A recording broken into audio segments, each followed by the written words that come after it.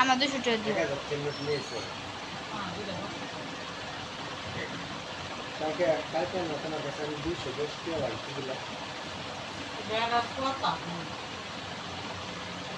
210 টাকা দিলাম। তোমার মাথা আমাদের কোনো তার মারছিস রে। 160 টাকা দিয়েছিলাম। 210 টাকা দিছি। নাটক সুদা জগৎ 250 টাকা নোট, একটা 10 টাকা নোট, একটা 100 টাকা নোট।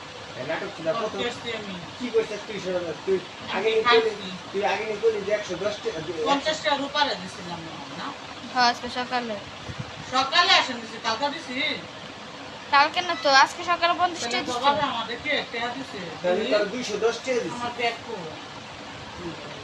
আজকে আমি 10 টাকা কষ্ট করি। 10 টাকা খরচ না করলে তো আমার কি? তাহলে তার 210 টাকা আমি আমার সামনে দিয়ে দিছি 210 টাকা। 210 টাকা দিছি না? একটা কি আনছে? কি আনছে আমি ওই তোর বাসা থেকে ডাল আনছে। আমি আবার কোন সময় গেছি? আবার ডাল আনছো তুমি? বাহন শুনলে কালকে আমি ডালে গেছি রে বাবা। না ডাল আমি আনছিলাম। তাহলে কিন্তু আমি আমার কাছে তুমি হেনতে টাকা দাও না, অন্য টাকা দিছিলা। আগে দিছিলা এই 200 টাকা। আমি ডাল আনার পরে তুমি আমার কাছে টাকা দিছো না? আমি করে 210 টাকা তোর কাছে দিছি না?